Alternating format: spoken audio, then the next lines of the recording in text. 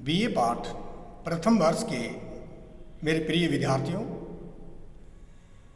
आज के व्याख्यान में हम जिन कवि पर चर्चा करने जा रहे हैं वो कवि हैं कवि सूरदास।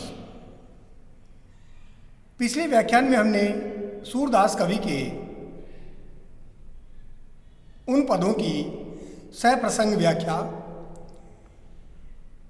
की जो आपके बीए प्रथम वर्ष हिंदी साहित्य के प्रथम वर्ष में प्रथम प्रश्न पत्र में पाठ्यक्रम में सम्मिलित हैं।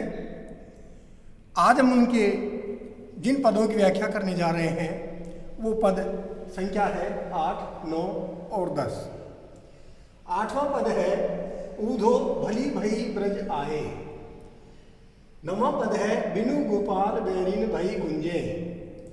और 10वां पद है जो अंतिम पद है आपके पाठ्यक्रम का, देखियत कालिंदी अति कारी। सबसे पहले हम उनका 8वां पद लेंगे। ऊधो भली भई ब्रज आए, विधि कुलाल कीन्हे कांचे घट, ते तुम आनि पकाए। रंग दीनो हो कान सांवरे, अंग अंग चित्र बनाए। याते गरे न नैन नेहते, अवधि अटा पर छाए। ब्रज अरि अमा जोग ईंधन करी, सुरति आनि सुलगाए। फूंक उसास बिरह प्रजरणी, संग ध्यान दरस सियराए। भरे संपूर्ण सकल प्रेम जल, छुअन न काहू पाए। राज काज ते गए सूर प्रभु, नंद नंदन कर लाए। ये जो पद है वो आपके पाठ्यक्रम का 8वां पद है। और इस पद के अंतर्गत यहाँ कवि जो सूरदास हैं उन्होंने इस पद की जो व्याख्या की है कि प्रसंग जब हम इसका लेंगे तो प्रसंग हम इसका इस तरह से ले सकते हैं कि ये जो पद है ये सूरदास द्वारा रचित है और इसको सूर सागर से लिया गया है। इसमें प्रियतम श्री कृष्ण के विरह के अंतर्गत जो गोपियां हैं वो व्यथित हो रही है और गोपियां बार बार उनका नाम लेती रहती है, उनको पुकारती रहती है, उनको स्मरण करती रहती है। हमेशा उनकी स्मृतियों में वे ही श्री कृष्ण रचे बसे हुए रहते हैं। इसमें गोपियों की जो मार्मिक जो मनोदशा है उसी मार्मिक मनोदशा का चित्रण कवि सूरदास ने अपने इस पद के अंतर्गत यहाँ अभिव्यक्त किया है। प्रिय विद्यार्थियों, सर्वप्रथम हम इसके जो कठिन शब्द हैं उन कठिन शब्दों का अर्थ यहाँ जान लें। बिनु गोपाल, बिनु यानी बिना, गोपाल श्री कृष्ण, गोपाल यानी श्री कृष्ण। बैरनी, बैरनी का मतलब शत्रुनी, शत्रु। भई हो गई है, कुंजे यानी ब्रज के जो बाग बगीचे और जो कुंजों के जो समूह हैं, जहाँ जिन कुंजों के अंतर्गत यहाँ उन गोपियों ने उन श्री कृष्ण के साथ मिलकर अपनी रास लीलाएं की थी, वे कुंजें अब जब वे श्री कृष्ण के बिना जब उन कुंजों की ओर जाती है और जब उन कुंजों को देखती है तो श्री कृष्ण के बिना वे कुंजें उन्हें क्या लगती है? शत्रुनी लगती है। यानी वे भी शायद उनके साथ शत्रुता का बर्ताव कर रही है। वृथा, बेकार में ही, फालतू में ही। वैसे ही बहती जमुना, बहती यानी बहती है, जमुना यमुना नदी। खग बोलत, खग यानी पक्षी, बोलत यानी बोलते हैं।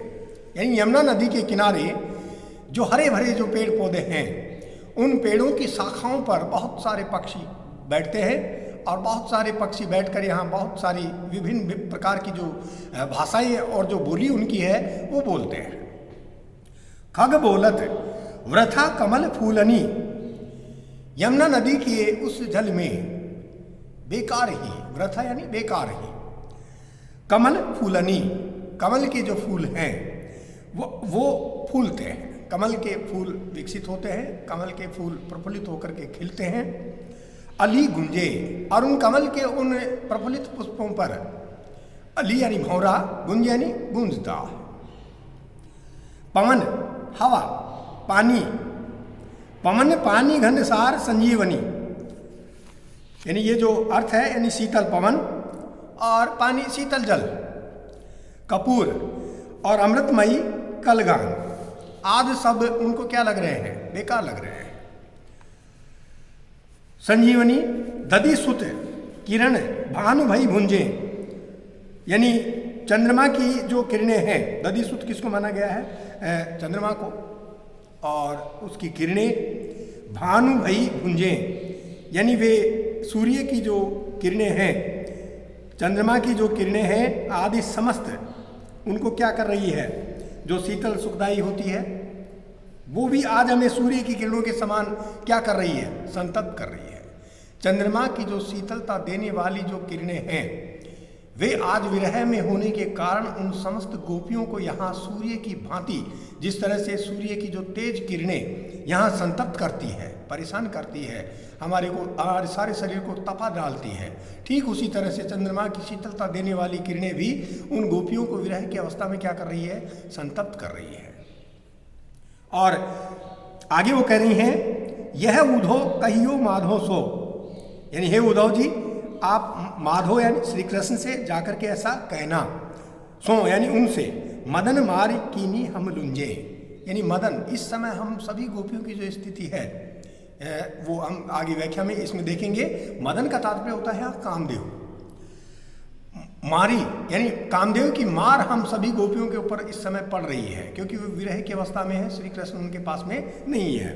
कीनी हम लुंजे, और कामदेव ने मार कर हमें शिथिल और क्या कर दिया है? क्रस्काय बना दिया है, कमजोर शरीर वाली बना दिया है।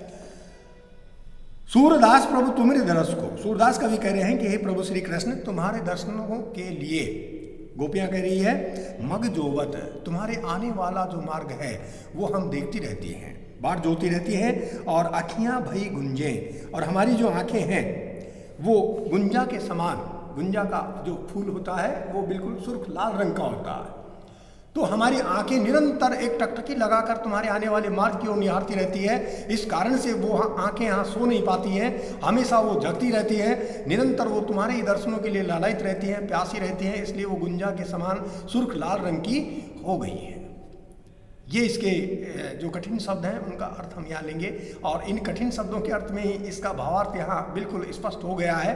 लेकिन फिर भी हम जब इसका जब प्रसंग लेंगे तो प्रसंग ये लेंगे कि ये सूरदास कृत यहाँ पद है और ये सूर सागर से लिया गया है, और इसमें गोपियों की जो मार्मिक जो विरह की दशा है उसका चित्रण कवि सूरदास ने अपने इस पद के अंतर्गत यहाँ अभिव्यक्त किया। व्याख्या हम इसकी किस तरह से करेंगे कि विरह की व्यथा से पीड़ित जो गोपियां हैं वे उद्धव को संकेतित करते हुए कह रही है कि हमारे प्रियतम श्री कृष्ण के बिना हमारी सरस क्रीड़ाओं का जो आधार था, जो कुंजें थी, वे भी अब हमें यहाँ हमारी शत्रु बन गई है। और संयोग के समय ब्रज की ये लताएं अत्यंत सुखकारी अनुभव होती थी, यानी ब्रज की उन लताओं पर श्री कृष्ण और गोपियाँ बैठकर यहाँ एक साथ झूला खाया करते थे, और उन लताओं और उन पेड़ पौधों के समूह और झुरमुटों के बीच बैठकर वो यहाँ बिल्कुल बहुत समय तक यहाँ बातचीत करते थे। अब विरह की दशा में ये लताएं प्रचंड अग्नि की लपटों के समूह के सदृश हमें लग रही है, यानी जब हम इन लताओं की ओर देखती हैं तो ये लताएं न लग करके और हमें किसके समान लगती है कि मानो ये प्रचंड आग की लपटें हों, और वे प्रचंड आग की लपटें हमें बिल्कुल जला रही हो। यमुना का जो स्वतंत्र प्रवाह था, यमुना का जो कलकल करता हुआ जो बहता निर्मल जल था, ये भी यहाँ उसका जो प्रवाह है, कोकिल की जो वहाँ मधुर स्वर लहरी है, पेड़ पौधों पर बसने वाले जो पक्षी हैं उन पक्षियों में, यहाँ कोयल भी वहाँ उन पेड़ों की शाखाओं पर बैठकर बोला करती थी, और जब मधुर स्वर में वहाँ जब कोयल बोलती थी तो कमलों का प्रफुल्ल विकास और भवनों का कलगान गुंजन आज हमें सब व्यर्थ लगते हैं। क्यों? क्योंकि आज उन गोपियों के पास उनकी प्रियतम श्री कृष्ण मौजूद नहीं है, और वे उन श्री कृष्ण के बिना विरह के दिन यहाँ व्यतीत कर रही है। आगे गोपियां कह रही है उद्धव जी से कि हे उद्धव जी, हमें वह शीतल पवन, शीतल जल, कपूर और अमृतमयी चंद्रमा की किरणें, ये भी हम यहाँ सूर्य की प्रचंड जला देने वाली, यहाँ संतप्त कर देने वाली किरणें लग रही हैं।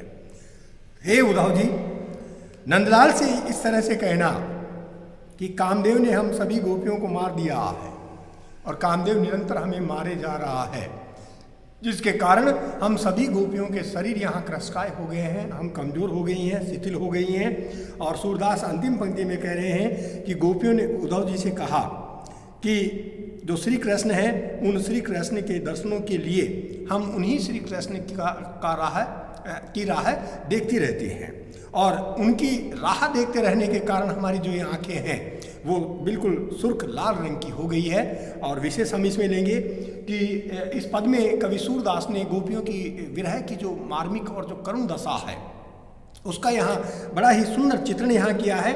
और संयोग काल में सुखदायी लगने वाली जो सारी जो चीज़ें थी वो वियोग काल के अंतर्गत यहाँ उनकी विरह व्यथा को यहाँ बढ़ा देने वाले लग रहे हैं।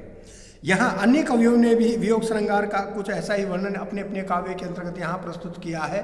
और इसमें उपमा अलंकार है, काव्यलिंग अलंकार है और अनुप्रास अलंकार का प्रयोग हम मान सकते हैं। और कवि के जो अंतर्गत एक प्रकार की जो एक विशिष्ट प्रतिभा है कि वियोग वर्णन करने में यहाँ कवि सूरदास इसमें पूर्णतः सक्षम हुए हैं। ये अपनी एक कवि की प्रतिभा हो सकती है। अलग अलग कवि की अपनी अपनी एक प्रतिभा होती है और विरह का वर्णन वह किस रूप में कर पा रहा है ये उस कवि की अपनी मनोदशा पर निर्भर करता है। अब हम लेंगे इनका 10वां पद। हो पहले 9वां पद ले लिया अपन ने, अब यहाँ हम लेंगे 8वां पद। कोई बात नहीं, 9वां पद आप पहले देख लेना। 8वां पद, 8वें पद की व्याख्या हम किस तरह से करेंगे, क्योंकि 8वां पद भी अपने इसमें पाठ्यक्रम में सम्मिलित है और भूल से 8वां पद छोड़ दिया और 9वां पद की व्याख्या मैंने आप लोगों को बतला दी। अब हम वापस आएंगे 8वें पद पर। ऊधो भली भई ब्रज आए।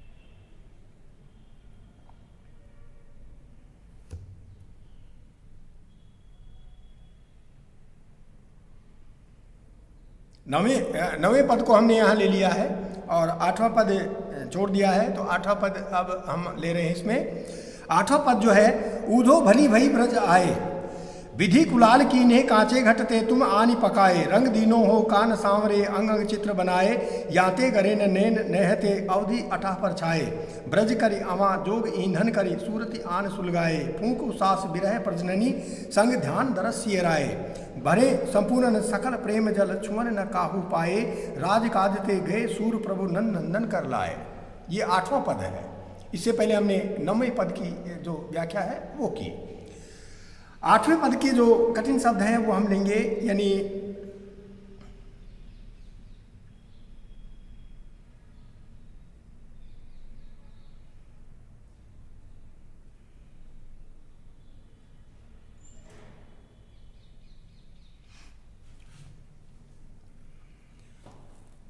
कि हे उद्धव जी, आपने ब्रज में आकर के बहुत ही अच्छा कार्य किया है। प्रसंग हम इसका यही लेंगे कि प्रस्तुत जो पद है वो कवि सूरदास के द्वारा रचित है और इसमें गोपियों की जो दशा है, विरह की दशा है, अर्थ अपनी जो यथा स्थिति है, मन स्थिति है, उसका चित्रण वे उद्धव के सामने यहाँ प्रस्तुत करते हुए उद्धव से ऐसा कह रही है। उद्धव से वे गोपियाँ कहने लगी कि हे उद्धव जी, आपने यहाँ इस ब्रज में आकर बहुत ही अच्छा कार्य किया है। विधि कुलाल कीन्हे कांचे घट,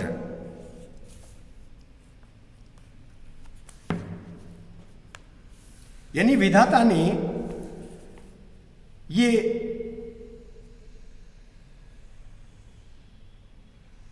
विधि कुलाल कीन्हे कांचे घट,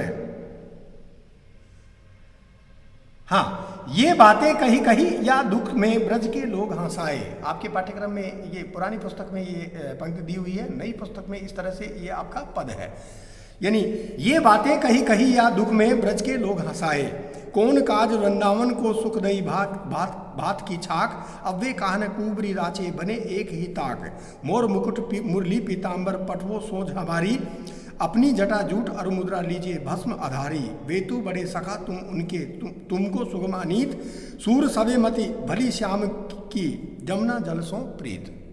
ये जो पद है ये आपके पाठ्यक्रम में है। यहाँ छाक का मतलब हम यहाँ लेंगे कले व करने से, रांची का मतलब हम यहाँ लेंगे प्रिय लगने से, ताक का मतलब हम यहाँ लेंगे मिलन या मेला, सोच यानी यादगार वस्तु, आधारी का मतलब है आधार या दंड, सुगम आसान सरल, अनीत गलत आचरण करना, अनीति करना, अन्याय करना, गलत आचरण करना।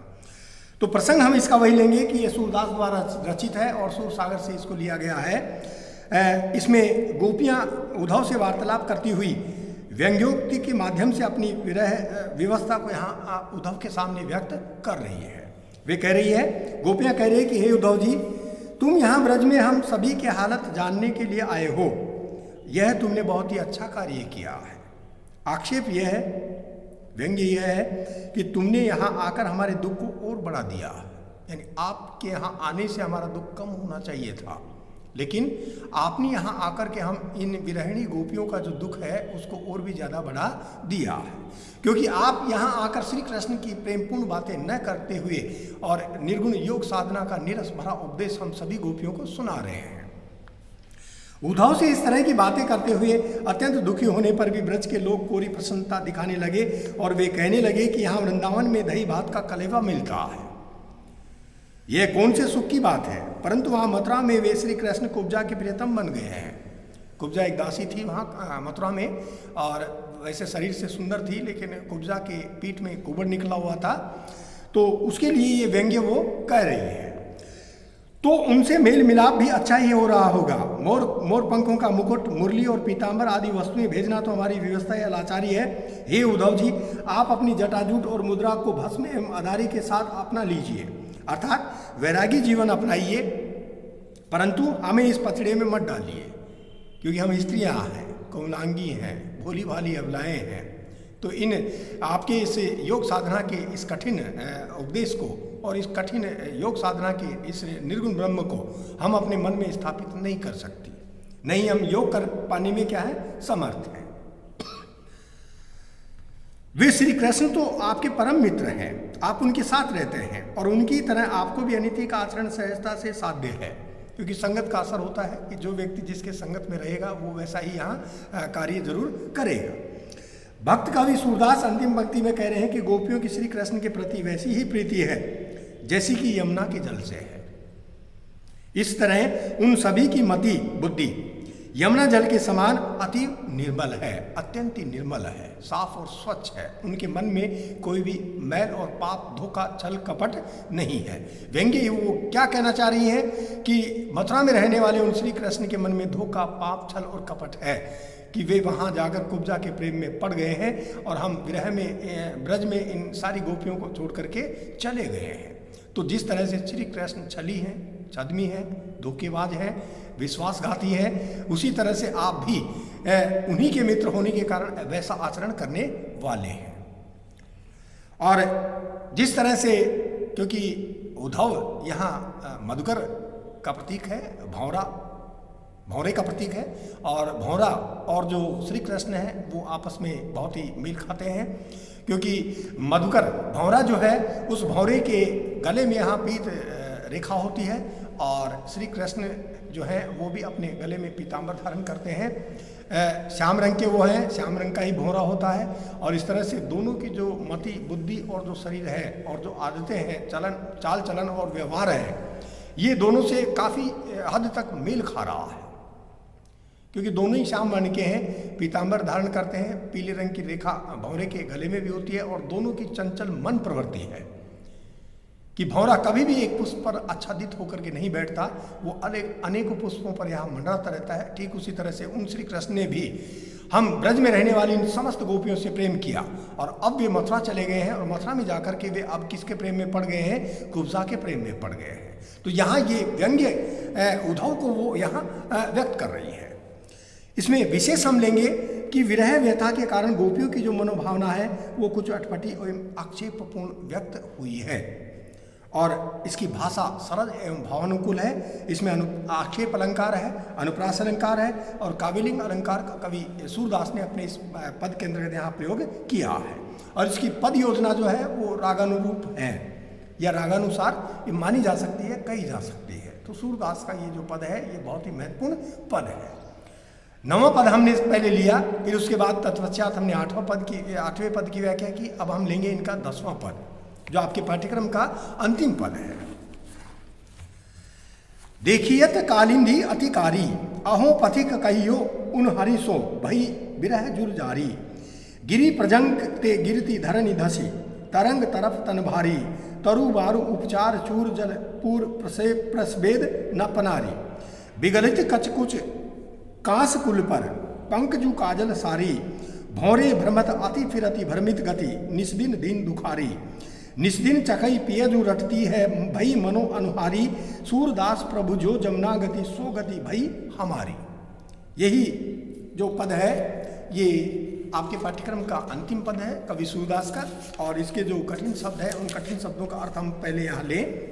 विरह जुर जारी यानी विरह के ज्वर से जली हुई या तपी हुई पलिका पलंग, तन तलफ यानी तरंग रूपी तड़फन धड़कन, तनु शरीर तन शरीर, उपचार चूर यानी उपचार या दवा का चूर्ण, पनारी पलारा, प्रवाह धारा, कच केस बाल, कुछ कुश कास यानी कुशा एवं कास के पौधे, कुशकास यानी कुशा एवं कास के पौधे, और पुलिन यानी तट, पंख कीचड़, ब्याज बहाना, अनुहारी व्यथित निवेदन करना।